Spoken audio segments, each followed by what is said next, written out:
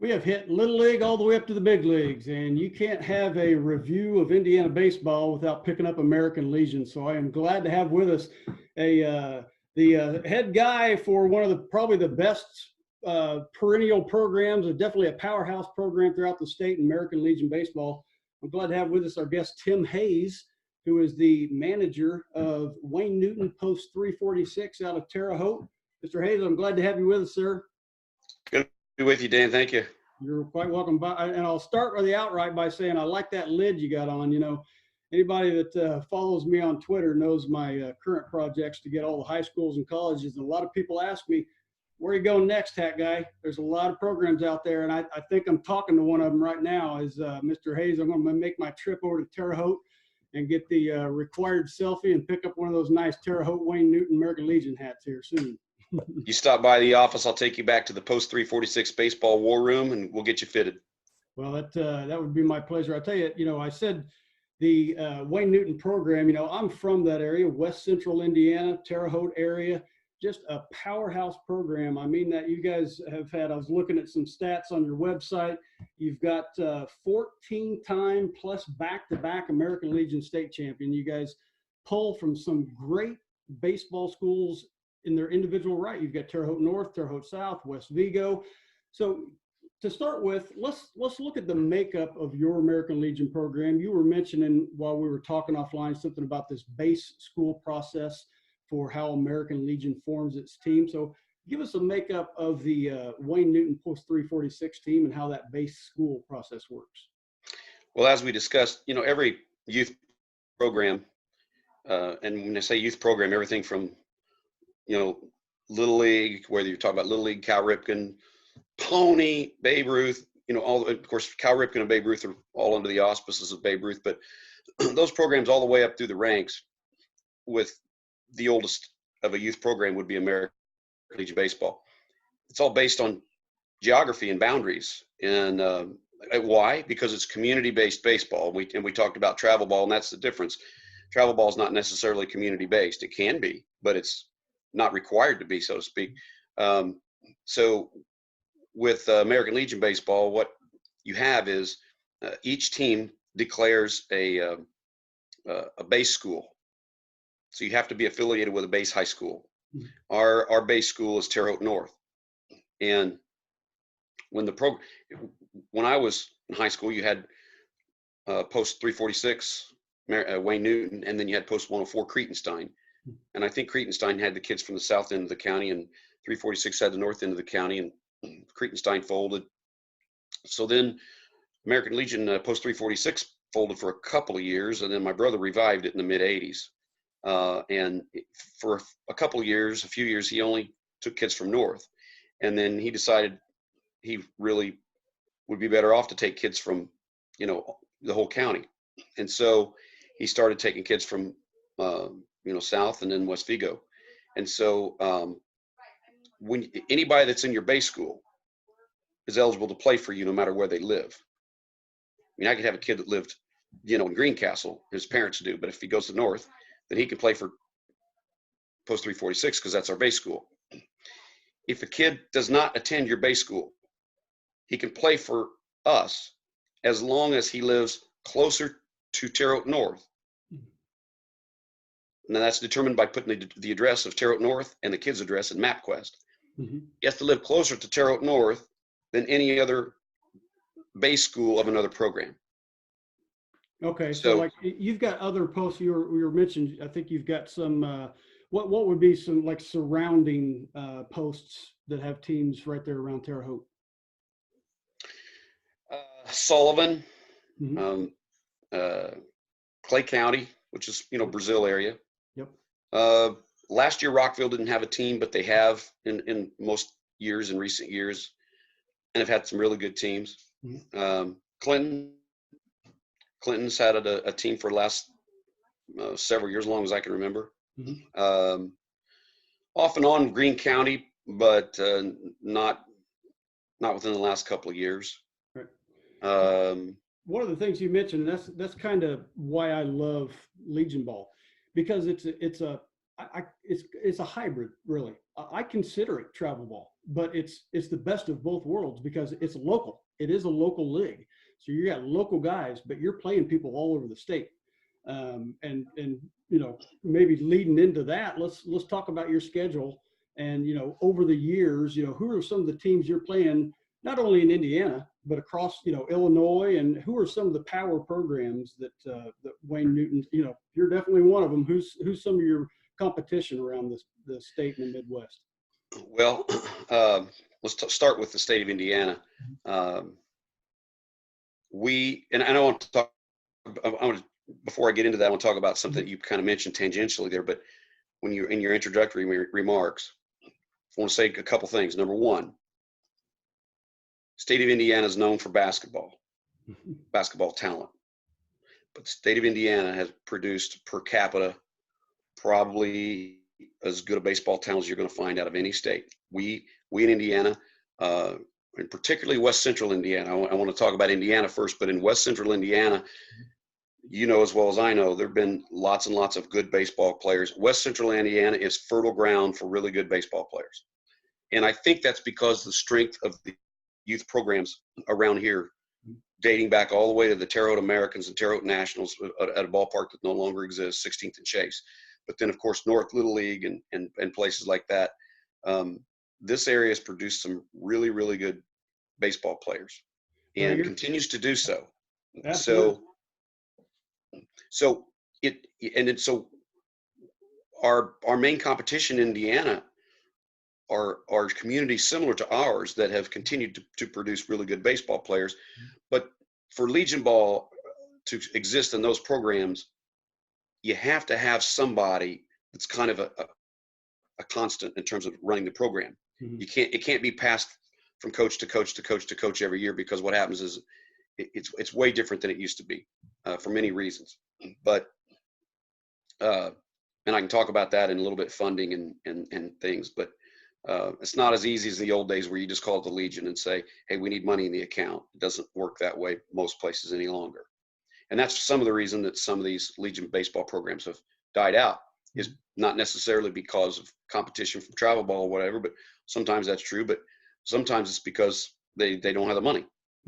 But anyway, what I would call the perennial powerhouses in our main competition, year in, year out, and it's changed a little bit even since I've been involved, but for me, those would be places like Rockport, Newburgh, Kokomo, Lafayette. Gosh, I don't want to fail to mention anybody. Last year in the state finals, we had Valparaiso, which teams from up in that region area kind of come and go. And the team from Valparaiso last year was really good. I mean, they had us on the ropes in the state tournament. We ended up coming back and winning. But Bristol has had a program for a really long time around which is Elkhart. Anderson kind of comes and goes, in terms of teams, and things. But those ones that have been constants, the top level constant teams, I would have to say, Newburgh, Rockport. Also down southern Indiana is Floyd's Knobs. So the New Albany area has been a good program down there too for a while. But like I said, Kokomo, Lafayette, those are teams that year in, year out that I know are going to be there, and when it comes to the state finals, that's who you're going to see. Well, and just hearing that list from you, I could probably overlay that list with powerhouse Little League programs over the years. It's just, the strong communities that pull together and keep those teams active. It carries on. It carries from Little League on up to American Legion. And another good thing that you mentioned, just to kind of reiterate, you do pull from 3 schools, and some people not too privy to American Legion would think, well, that kind of gives you an unfair advantage, but that's not the case, because the Kokomos, the Lafayettes, they're pulling from multiple schools as well. So, and to me, that makes the level of play in American Legion, especially when you get to that state finals. You want to see a good state finals, watch the American Legion state finals, because you're talking teams like Wayne Newton, who pulls from 3 great individual programs, playing other American Legion teams like the Lafayette's, like the Newburghs, and the teams that you were mentioning that were pulling from other multi-school, individually talented teams. So it makes for a really high level of baseball that I truly love. So, Well, go ahead. Your teams like Newburgh, I mean, and of course Rockport. I mean, that Evansville area. You talk about an area down there that's blessed with lots of good baseball talent. And in Newburgh, you're getting the Newburgh kids, and you're getting some kids from Evansville. I'm not sure. I don't want to get into naming high schools because I'm not positive, but I think maybe I'm not sure which one of those the Evansville schools actually flows into Newburgh. Besides the Newburgh school itself, but good baseball down there. Of course, there's Evansville Funkhauser down there that also. And for the longest time, Evansville Pate was one of those powerhouses that would have been mentioned, but they've kind of fallen by the wayside here the last few years. I'm not quite sure what happened. I think there was maybe a change in leadership. But these programs like Rockport, those guys that are the Rockport coaches, they've been coaching that team for over 50 years. Yeah. And then the guys that involved, in Kokomo, Don Andrews he's been that coach for a long time, and Dan Yeoman at Lafayette has been involved there a long time. The Newburgh guys or the Rockport guys, Bobby Snyder and Coach Jim Hoff down there. They've just been involved, like I said, for over 50 years. And they're even getting some kids that have come over from Owensboro and play for their program, and that's within the rules as long as you get the consent of the state commissioners. But so they draw from whereas we draw from 3 pretty decent high schools, Rockport draws from 8 or 9 small schools, but still 8 or 9 varsity programs, and so you can always plan on those guys being pretty good. There's I'm putting myself in the shoes of a high school coach right now. I'm sure they would all agree with me and say, well, that'd be a pretty good problem to have. But then on the same, you flip the coin right there. And I'm just thinking of you looking at Terre Haute North, Terre Haute South, and West Vigo. And it's got to be pretty difficult to filter down to a team of 15 right there. Cause you're probably going to have to make some thankless decisions there to put your team down to 15 and not allow a kid on the team that's a good player. Well, and as we talked about before we started the interview, things have changed quite a bit. My brother had this team for 31 years, and this summer will be my 5th. So it'll be 36 years that our family's been in charge of this program. And some years back when I was coaching the Junior Legion, my brother had the Senior Legion. I said, John, I'm going to pick the Junior Legion in the fall. And he was against it. He said, you got to see him play in the spring, because he never picked his team until May. Mm-hmm. And I told him at one point, I said, look, if you don't start picking your guys you want, if you don't start inviting them in the fall, they're going to commit somewhere else because they have no idea whether you're going to call them in May or not. Yeah. Back before there was so much competition for players, high school kids would sit around with bated breath waiting for Coach John Hayes to call them in April or May and invite them on the Legion team. Well, you can't do that anymore. And so, I'll get people checking in with me, asking me about, next year. We had people the last 2 years checking in with me about next year's team, and we're still playing. We're not done yet. Yeah. Some of these travel programs, they'll be done playing about the 3rd week of July, and so I start getting these emails and texts and calls, and we're still playing. And so I don't start doing anything about picking a team for the following summer until at least we're done playing. Mm-hmm. Now if there's a kid that's a no-brainer that you want, and they get in touch with you, or the high school coach tells you about him, and I can say, hey coach, tell him he's got a spot next year, be glad to have him. Mm-hmm. But we don't conduct, I know I follow a lot of the Legion programs on Twitter, and a lot of those programs will conduct tryouts, and we really don't. I find that the source of knowledge as far as who to take, the high school coaches, number one, I try to talk to all the high school coaches, say, who do you have? What do you recommend for me? But I'll tell you what else I do. I talk to the players, your current players. You got a kid that's a junior, and I'll say, hey, who those current players, they know who on their varsity roster is a good player, but they also know what kid you might want to stay away from because this is a problem. Mm-hmm. And, maybe he's not a good teammate. And, maybe if he's not in the starting lineup, he's going to be a powder all day long. like I said, we'll have 15 guys next year. So having one of those guys in the dugout's not productive. So I rely heavily on my current players to give me some tips as far as who I want for the following summer. And it's worked out pretty well that way.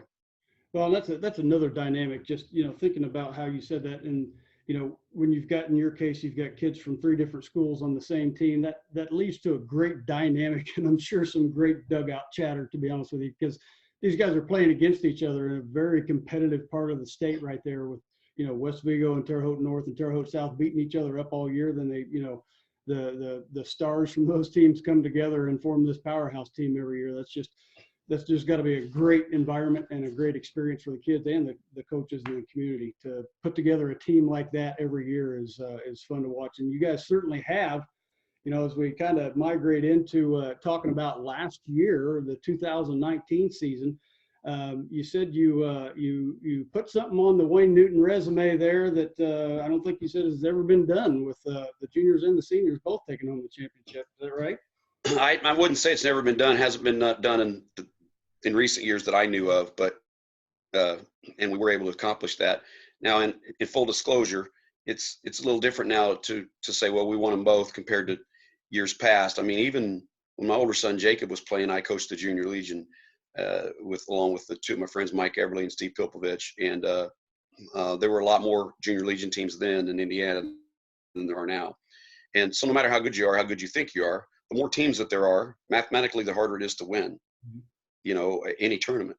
And so, and that's true with the senior team as well. I mean, we did go back to back for the first time since 69 and 70.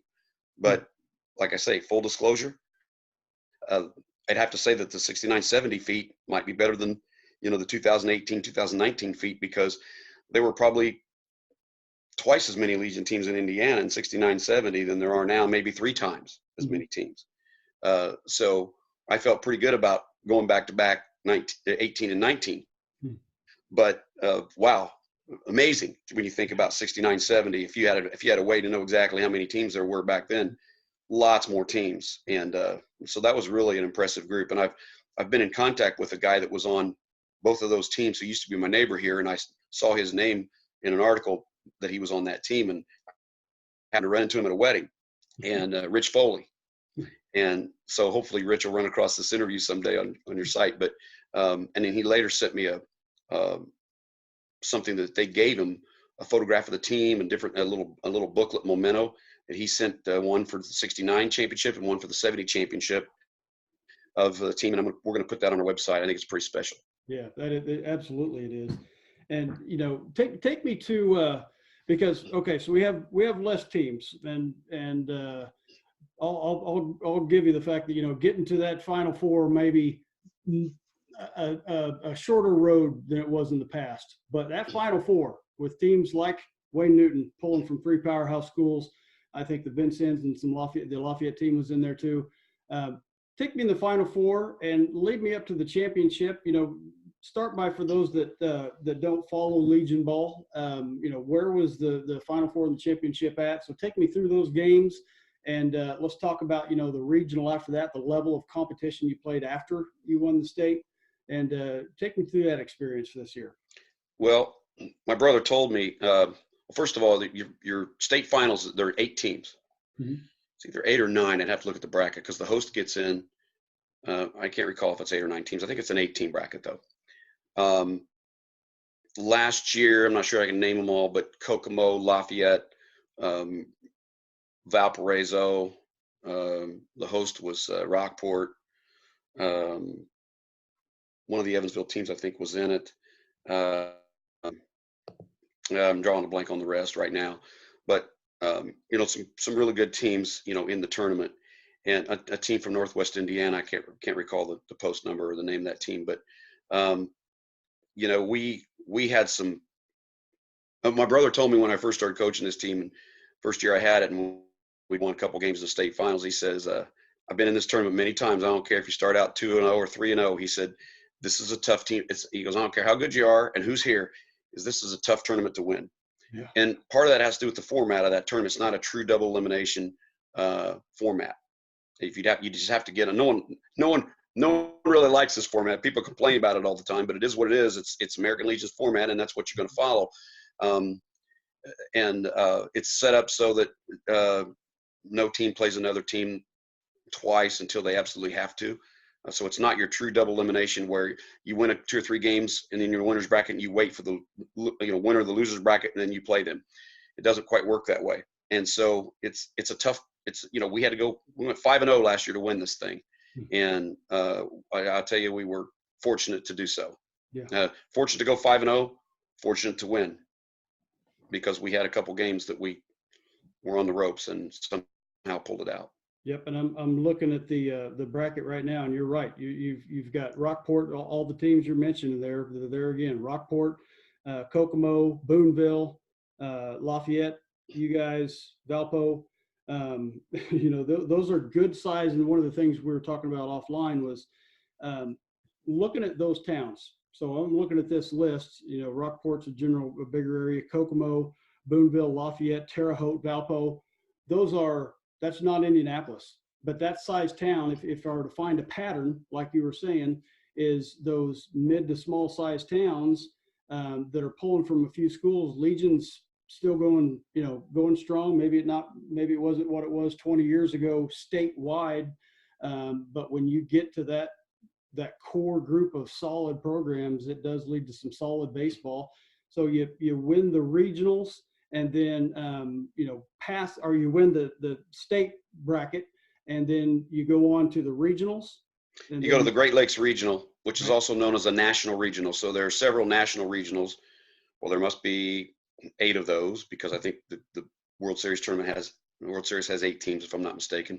Mm-hmm. I don't know from personal experience, because I haven't been there yet, and we've only been there as a program once in our history, 2006. We finished runner-up in my brother's program at the time, but and then there have been, I don't know, at least 2 occasions where I know that we were runner-up at the national regional. So 1 went away from the World Series, but so we've been there the last 2 years, and both years we started out with a win, and then in 2018 we lost 2 one-run games, our losses, and our first loss in 2018, here we were 1-0. We were playing Danville, Illinois, and we were very familiar with them, and we ended up with a home team. We had bases loaded, nobody out, and we just needed to push a run across, and we made 3 straight outs. Yeah, we didn't put a ball in play, and so their pitcher came in and just did what he had to do.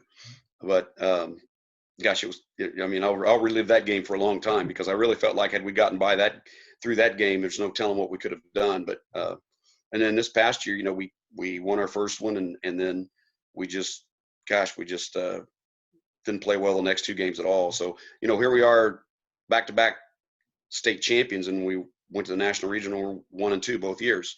And what I said after those games is like, you're playing everybody's state champion, unless you're playing the host, of course. Yeah. But you're playing everybody's state champion, so no one is going to be a pushover. Mm-hmm. And whether teams from Pennsylvania or Michigan or Illinois or Wisconsin, you're playing everybody's state champion, and they play like it. Yep. And one thing you were talking about earlier, and you're preaching to the choir on this. I'm an advocate that Indiana is absolutely a baseball state. And what a lot of people don't know is, I've been working on some things. I've asked different people across the state, where is the heart of baseball in Indiana? Where is the capital of baseball in Indiana? Where is the soul of baseball in Indiana? Or where's the biggest source of baseball history in Indiana? And that last one, the source of baseball history, and really the others as well, you got to put Terre Haute in that equation, because not only because a lot of the talent that has came out of Terre Haute, I'm just looking at your list right here, some of the talent that's played for the American Legion program at Terre Haute. You're looking at Tommy John, Brian Dorsett, great catching career, Josh Phegley and A.J. Reed, 2 current guys in the bigs. But beyond just the talent that came from Terre Haute, the history of baseball in Terre Haute, right there at which is what is now the ISU football field, used to host the Terre Haute Hoshians, and all sorts of minor league baseball came and went right out there in Terre Haute. So So really a big area that's rich in baseball history, but also rich in baseball talent. So I couldn't agree with you more when you were talking about one, West Central Indiana, Terre Haute, Indiana, being a hotbed of baseball talent, but also the baseball history from that area, but also absolutely that Indiana is a baseball state. So, Coach, as we wrap things up here, I got a little game for you. We've been doing this with all of our guests who have joined us today. We've had one person that got all 5 of them right. So, and I got a feeling here that you're going to get these right too. Now, what we're doing is I am Hardy the Hat Guy. You know, obviously not a professional interviewer, but I know a little thing about hats or two. And I've got 5 hats, and they're all from your area over there in West Central Indiana. They are all from your area over there in West Central Indiana, and we're going to see how many of the 5 that you can name. And I'll tell you from the outright, we're not going to make it this easy right here. Now, you're from Terre Haute, and obviously I'm not going to give you ISU, Terre Haute North, Rose-Hulman, West Vigo, and Terre Haute South. That'd be an alley-oop slam dunk that I'd be giving you. Yeah, that's those hats there. Probably at least 3 of them I've actually worn. Yeah. But I'll tell you, the hats off to Coach Hannes right there. That ISU hat, of the 1,000 hats I have, that might be my favorite hat in all baseball right there. I like the royal and the baby blue together. Yeah. Pretty neat. And a good collection there across the board, to be honest with you. All right, all seriousness, here's hat number 1. These are all West Central Indiana hats. Hat number 1. Well, I'm going to have to go with Linton. I hope that's correct. It's probably the one I'm here that I'm not real sure about, but I think I'm going to go with Linton. Yep, that is correct. You are 1 for 1. That is the Linton Miners. Let's go to hat number 2 right there in the greater Terre Haute area. Yeah, that's well known to me, the South Vermilion Wildcats. Yeah, a little well known to me too. A little shameless plug there. That's my alma mater. And right around the same area, hat number 3. North Vermilion. In fact, Don Corey was a good friend of mine, and I know he coached up there for years and years, and we miss Don every year on the baseball field as an umpire. Yeah, great guy. I know him well from back in my playing days. Of course, I got my good buddy Martin Brown is the athletic director there at North Vermilion. Does a lot of work with the IHSA as well. Does a really great job.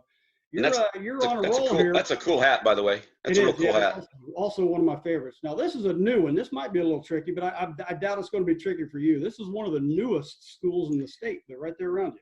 Well, yeah. I mean, I only probably get that because you give me the hint that it's a new one, but that's Park Heritage, and that's the first time I've seen that hat, actually. Yeah, that's right. That is Park Heritage. That is the a combination of Rockville High School and Turkey Run merged. I think it was last year, maybe the year before. The Timberwolves, I believe they are, and that is their first-year baseball hat right there. Well, they're going to be pretty good. Yeah, they are. They've got some talent there. Last one, another school right there close to you, especially close to Terre Haute North, right up the road. Also a neat design, the RP Riverton Park, and as I said before we went online, I had one Riverton Park kid play for me last year, catcher Pearson Barnes, and I'm going to have 2 of his teammates joining us for this summer. So looking forward to having those guys. Yeah, 5 for 5. And I'll tell you, the Riverton Park, their skipper there, Charlie Martin. This was actually when I started this Hardy the Hat Guy thing in this high school challenge. This was hat number 1. I knew I had to reach out to Charlie Martin. He is a baseball guy. I'm sure you know Charlie Martin, just a baseball family, great guy. He's got a good program at a pretty small school there, but he's got a good thing going. 5 for 5, Coach. I knew that wouldn't be a challenge because you're baseball in that part of the state as good as anybody. It really was a pleasure having you on here because growing up in that part of the state myself, there was a little window of time where American Legion baseball wasn't available for me, so I wasn't too privy to the American Legion experience, and you filled in all the holes here for me, and you confirmed something that I did know. And that is American Legion baseball, especially when you get to that state tournament. It is a high level of baseball. Big baseball fans like me, you've got to make it out to see some American Legion games because they're pulling from multiple schools. It's like an all-star tournament every game. And so it's definitely high-level fun baseball to watch. Coach, best to you and your family. We're in the 20s now. Best to the Wayne Newton baseball family and all the area there in Terre Haute. Keep doing what you're doing. We love American Legion baseball, and it's at the level it is because of people like you. Appreciate it. Thank you, Dan. Thanks for getting in touch with me. Enjoyed it very much.